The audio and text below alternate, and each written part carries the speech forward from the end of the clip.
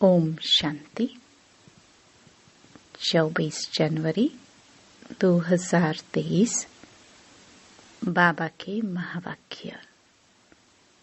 मीठे बच्चे, यही संगम युग है जब आत्मा और परमात्मा का संगम मेल होता है। सतगुरु एक ही बार आकर बच्चों को सत्य ज्ञान दे सत्य बोलना सिखाते हैं। प्रश्न: किन बच्चों की अवस्था बहुत फर्स्ट क्लास रहती है? उत्तर: जिनकी बुद्धि में रहता यह सब कुछ बाबा का है। हर कदम श्रीमत लेने वाले, पूरा त्याग करने वाले बच्चों की अवस्था बहुत फर्स्ट क्लास रहती है। यात्रा लंबी है, इसलिए ऊंचे बाप की ऊंची मत लेते रहना है। प्रश्न: मुरली सुनते समय अपार सुख किन बच्चों को बासता है? उत्तर: जो समझते हैं हम शिव बाबा की मुरली सुन रहे हैं। यह मुरली शिव बाबा ने ब्रह्मा तन से सुनाई है। मोस्ट बिलवड बाबा हमें सदा सुखी मनुष्य से देवता बनाने के लिए यह सुना रहे हैं। मुरली सुनते यह स्मृति रहे तो सुख भासेगा। गीत प्रीतम आन मिलो। ओम शांति। यह दुखिया जिया तो दुख धाम में ही होता है। सुखी जीव आत्माएं सुख धाम में होती है। सभी भक्तों का प्रीतम एक है, जिसको ही याद किया जाता है उनको प्रीतम कहा जाता है। याद करते हैं जब दुख होता है। यह कौन बैठ समझाते हैं? सच्चा सच्चा प्रीतम, सच्चा बाप, सच्चा टीचर, सच्चा सतगुरु, सभी का प्रीतम वह एक है। परंतु प्रीतम आता कब है यह कोई नहीं जानते हैं। प्रीतम खुद आकर अपने भक्तों को, अपने बच्चों को बताते हैं कि मैं आता ही हूँ सिर्फ संगम युग पर एक बार। मेरा आना और जाना उसका जो बीच है उसको संगम कहा जाता है। और सभी आत्माएं तो बहुत बारी जन्म मरण में आते हैं। मैं एक ही बार आता हूँ। मैं सतगुरु भी एक ही हूँ। बाकी गुरु तो अनेक हैं। उन्हों को सतगुरु नहीं कहेंगे क्योंकि वह कोई सत्य नहीं बोलते। वह सत परमात्मा को जानते ही नहीं। जो सत को जान जाते हैं वह हमेशा सत्य बोलते हैं। वह सतगुरु है ही सत बोलने वाला सच्चा सतगुरु। सच्चा बाप, सच्चा शिक्षक खुद आकर बताते हैं कि मैं संगम युग पर आता हूँ। मेरी आयु इतनी ही है जितना समय मैं आता हूँ। पतितों को पावन बनाकर ही जाता हूँ। जब से मेरा जन्म हुआ तब से मैं सहज राजयोग सिखाना आरंभ करता हूँ।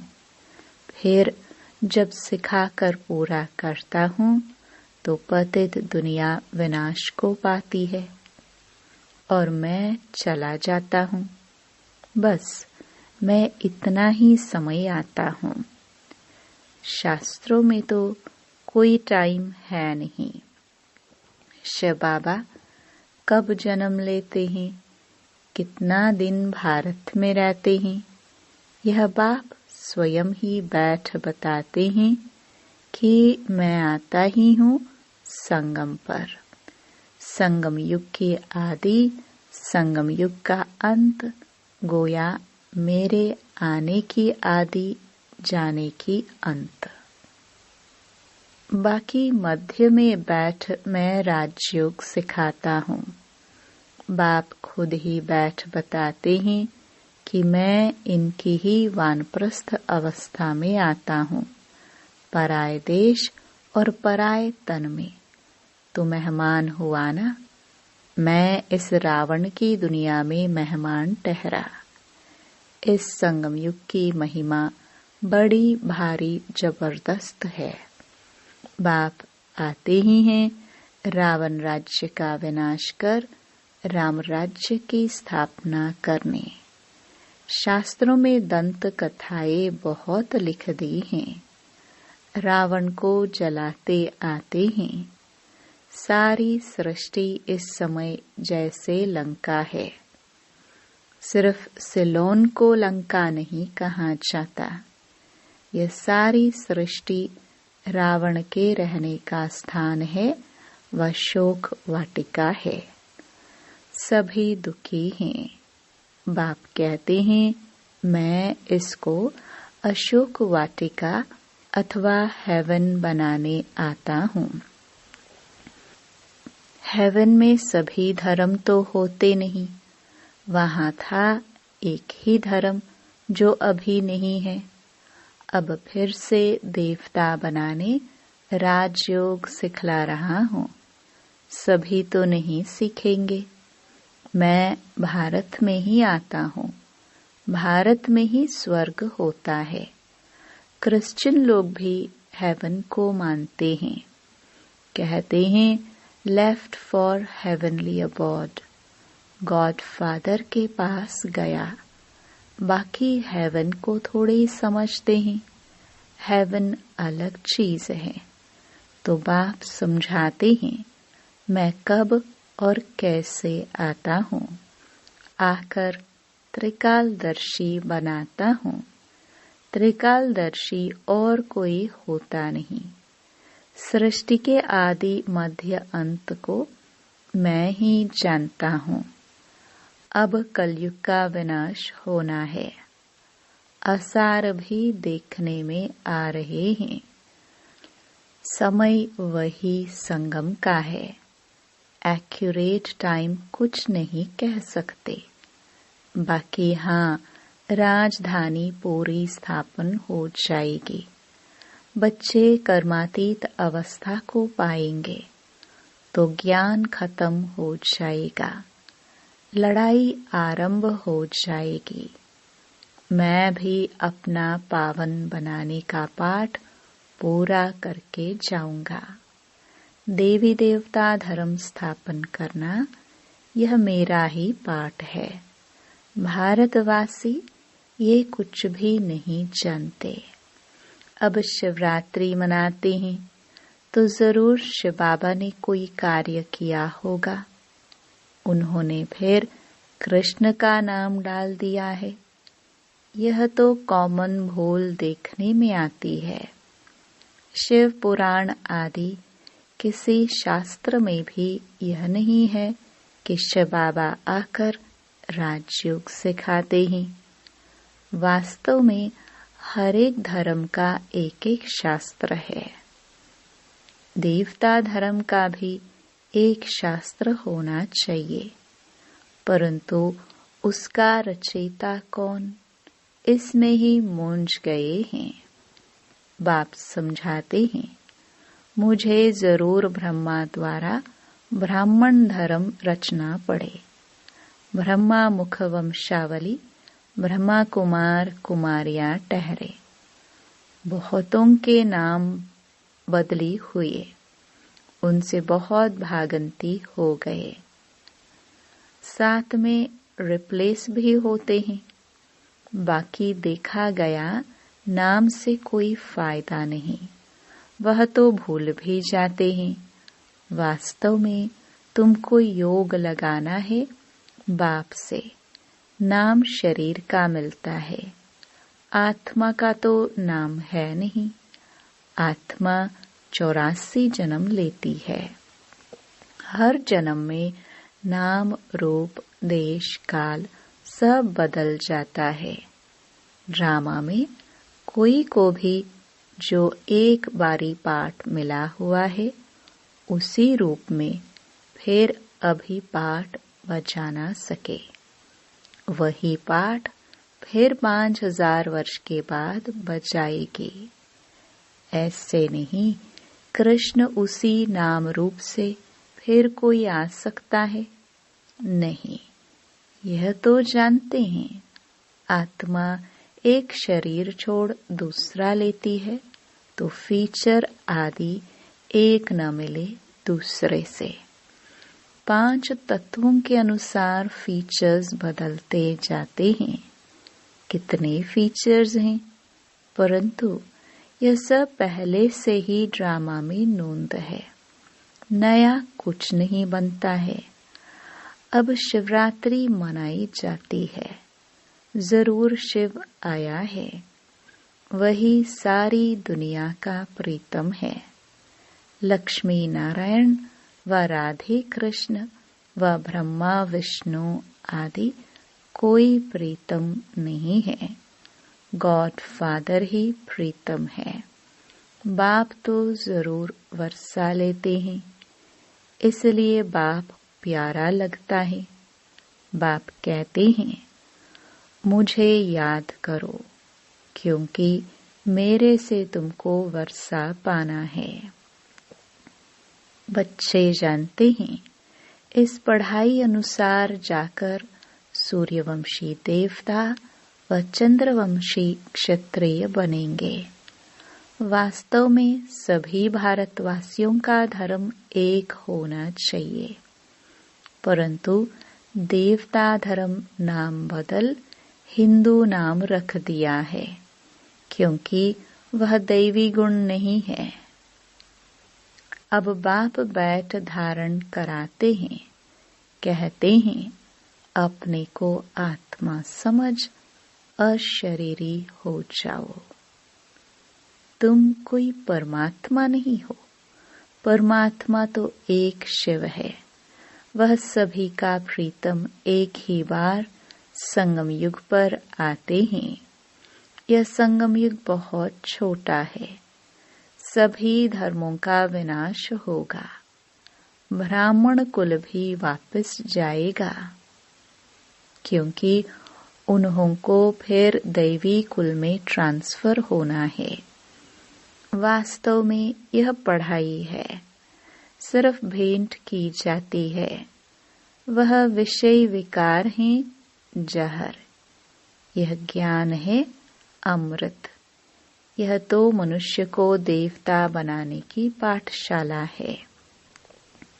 आत्मा में जो खाद पड़ी है, एकदम मुलम्मा बन गई है। उसको बाप आकर हीरे जैसा बनाते हैं। शिव रात्रि कहते हैं। रात्रि में शिव आया, परंतु कैसे आया? किसके गर्भ में आया या किस शरीर में प्रवेश किया? गर्भ में तो आते नहीं हैं। उनको शरीर का लोन लेना पड़ता है। वह जरूर आ करके नरक को स्वर्ग बनाएंगे, परंतु कब और कैसे आते हैं यह किसको पता नहीं है। शास्त्र तो बहुत पढ़ते हैं, परंतु मुक्ति, जीवन मुक्ति तो किसको मिलती नहीं है, और ही तमो प्रधान बन गए हैं। सो तो सभी को जरूर बनना है। सभी मनुष्यों को स्टेज पर जरूर हाजिर होना है। बाप आते ही अंत में हैं। उनकी ही सब महिमा गाते हैं कि तुम्हारी गति मत तुम ही जानो। तुम्हारे में क्या ज्ञान है? कैसे तुम सद्गति करते हो? सो तो तुम ही जानो। तो वह श्रीमत देने आएगा तो जरूर ना, परंतु कैसे आते हैं, किस शरीर में आते हैं, वह कोई जानते नहीं। खुद कहते हैं साधारण तन में मुझे आना है, मुझे ब्रह्मा नाम भी जरूर रखना पड़े, नहीं तो ब्राह्मण कैसे पैदा हो। ब्रह्मा कहाँ से आए, ऊपर से तो नहीं आएगा। वह है सूक्ष्म वतनवासी अव्यक्त संपूर्ण ब्रह्मा। यहाँ तो जरूर व्यक्त में आकर रचना रचनी पड़े। हम अनुभव से बता सकते हैं, इतना समय आते और जाते हैं। बाप कहते हैं मैं भी ड्रामा में बांधा हुआ हूँ और मेरा पार्ट भी सिर्फ एक बार आने का है। भल दुनिया में उपद्रव बहुत होते रहते हैं, उस समय कितना ईश्वर को पुकारते हैं, परंतु मुझे तो अपने समय पर ही आना है और आता भी हूँ वानप्रस्थ अवस्था में। यह ज्ञान तो बड़ा सहज है, परंतु अवस्था जमाने में मेहनत है। इसलिए कहेंगे मंजिल बड़ी ऊंची है। बाप नॉलेजफुल है तो जरूर उसने बच्चों को नॉलेज दी है, तब तो उनका गायन है तुम्हारी गत मत तुम ही जानो। बाप कहते हैं मेरे पास जो सुख शांति का खजाना है वह बच्चों को ही आकर देता हूँ। यह जो माताओं पर अत्याचार आदि होते हैं, यह भी ड्रामा में नोंद है। तब तो पाप का घड़ा भरेगा, कल्प कल्प ऐसे ही रिपीट होता है। यह बातें भी तुम अभी जानते हो, फिर भूल जाएंगे। यह ज्ञान सतयुग में होता नहीं, अगर होता तो परंपरा चलता। वहाँ तो प्रारब्ध है जो अभी के पुरुषार्थ से पाते हैं। यहाँ के पुरुषार्थ वाली आत्माएं वहाँ होती हैं, दूसरी आत्माएं वहाँ होती नहीं जिनको ज्ञान की दरकार रहे। ये भी जानते हैं कोई विरला निकलेगा, बहुत अच्छा भी करेंगे। समझो विलायत वाला कोई बड़ा आदमी निकलता है, समझता है, परंतु कहाँ भट्टी में रहेंगे, क्या समझेंगे, कहेंगे बात तो ठीक है परंतु पवित्र नहीं रह सकते। अरे इतने सब पवित्र रहते हैं, शादी कर इकट्ठे रहकर भी पवित्र रहते हैं, तो उन्हों को इनाम भी बहुत मिलता है। ये भी रेस है। उस रेस में फर्स्ट नंबर में जाने से 4-5 लाख मिलेंगे।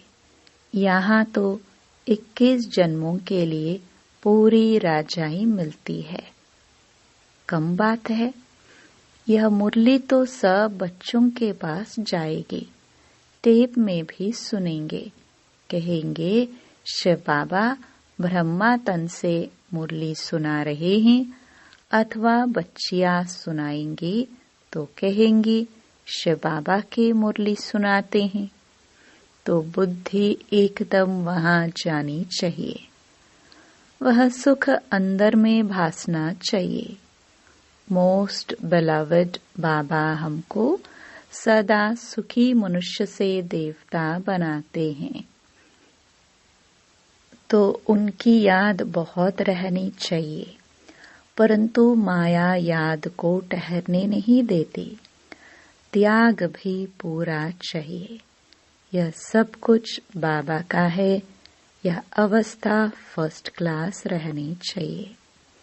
बहुत बच्चे हैं जो श्रीमत लेते रहते हैं, श्रीमत में जरूर कल्याण ही होगा। मत भी ऊंची है, यात्रा भी लंबी है, फिर तुम इस मृत्युलोक में नहीं आएंगे। सतयुग है ही अमर लोक। उस दिन बाबा ने बहुत अच्छी रीति समझाया है कि वहां तुम मरते नहीं हो, खुशी से पुराना चोला बदल नया लेते हो। सर्प का मिसाल तुम्हारे लिए है, भ्रमरी का भी तुम्हारे ऊपर मिसाल है, कछुए का भी तुम्हारा मिसाल है। सन्यासियों ने तो कॉपी की है। भ्रमरी का मिसाल अच्छा है। विष्टा के कीड़े को ज्ञान की भो भो कर परिस्तानी परिजादा बनाते हो। अभी पुरुषार्थ अच्छी तरह करना है। ऊंच पद अथवा अच्छा नंबर लेना है तो मेहनत भी करनी है।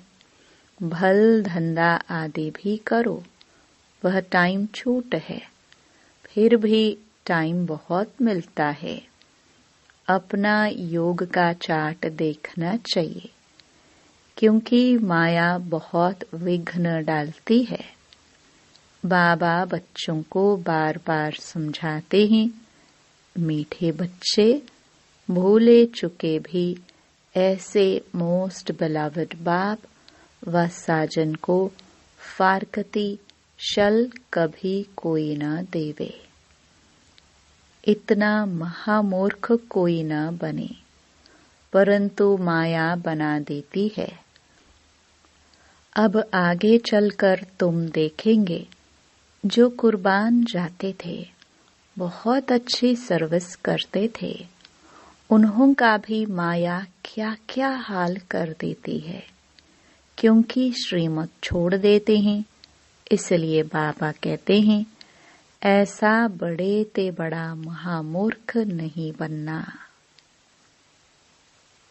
अच्छा, मीठे मीठे सिखिलदे बच्चों प्रति मात पिता बाप दादा का याद प्यार और गुड मॉर्निंग। रूहानी बाप की रूहानी बच्चों को नमस्ते।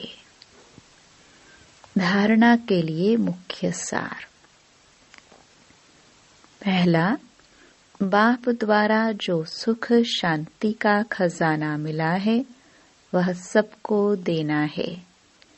ज्ञान से अपनी अवस्था जमाने की मेहनत करनी है। दूसरा, दैवी गुण धारण करने के लिए देहभान को भूल अपने को आत्मा समझ अशरीरी बन एक प्रीतम को याद करना है। वरदान, विशेषता के बीज द्वारा संतुष्टता रूपी फल प्राप्त करने वाली विशेष आत्मा भव। इस विशेष युग में विशेषता के बीज का सबसे श्रेष्ठ फल है संतुष्टता। संतुष्ट रहना और सर्व को संतुष्ट करना, यही विशेष आत्मा की निशानी है। इसलिए विशेषताओं के बीज अथवा वरदान को सर्व शक्तियों के जल से सींचो, तो बीज फलदायक हो जाएगा। नहीं तो विस्तार हुआ वृक्ष भी समय प्रति समय आए हुए तूफान में हिलते हिलते टूट जाता है। अर्थात आगे बढ़ने का उमंग, उत्साह, खुशी व रूहानी नशा नहीं रहता। तो विधि पूर्वक शक्तिशाली बीज को फलदायक बनाओ। स्लोगन, अनुभूतियों का प्रसाद बांटकर असमर्थ को समर्थ बना देना, यही सबसे बड़ा पुण्य है। ओम शांति।